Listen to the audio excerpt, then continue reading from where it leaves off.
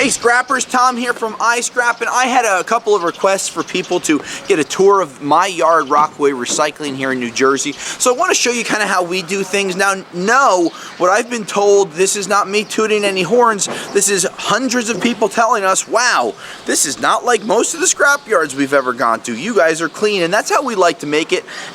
We don't want nails in our own truck or car tires at Rockaway Recycling, so we make sure every morning to blow the parking lot. But let me give you an idea of what it kind of looks like here. You know, we have inside TVs that give loyalty rewards and prices and things like that.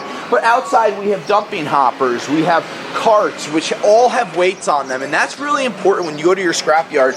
Any vessel that you're putting scrap into, whether it's a plastic bin, a push cart, a dumping hopper, they should have the weights written on them.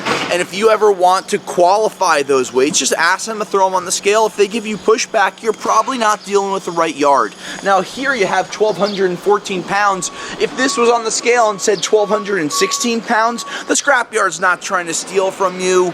Scales are allowed to move a couple of pounds, and sometimes there might be some debris on the bottom or a recalibration. Generally within 2 to 5 pounds is a normal variation from a home scale, right, that is actually qualified versus a scrapyard scale.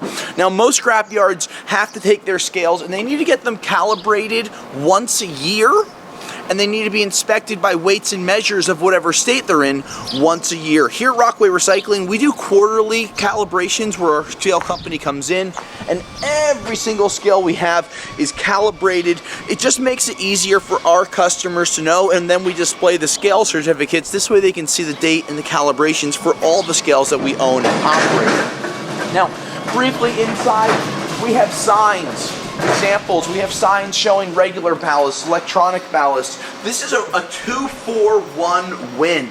Not only do our employees and team members know where to put the materials in Spanish and in English, we also get to have customers see all the little things that we buy. And they may not know some of these items, so they learn with their eyes, which is a great thing on top of the videos and on top of having online prices.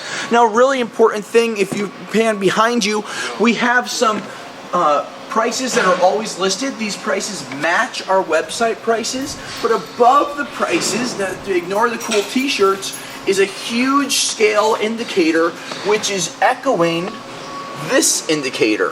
Why do we have two indicators for one scale? So all of our customers can see the weights. We want them to see the weights from wherever they are, and it's really important. So we had these large truck scale indicators purchased, wired to our scales to mirror the different weights, and again, more transparency, less questions. So we have ATMs that you can walk to get paid, scale kiosks, etc. But overall, when we have the yards, we don't let customers in the back of the yard. The back of the yard is reserved for the forklifts. You can see one of our team members driving our forklifts. Now we have our beepers on, we have weights on these dumping hoppers, and customers are unloading material.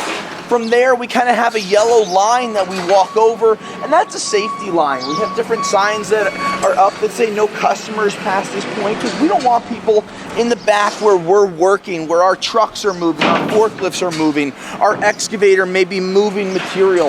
We have trucks that are spares that are parked over here that get used once or twice a week for us to make sure that we always have trucks that are reliable, inspected, and clean to get on the road.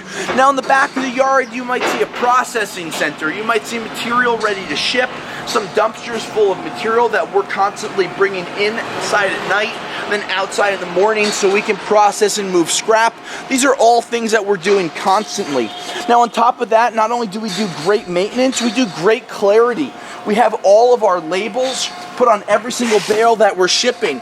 This is roofing copper. Might be spelt wrong, but you know, hey, listen, we take what we get sometimes. But we have the gross, we have the tear, and then we have it banded on pallets.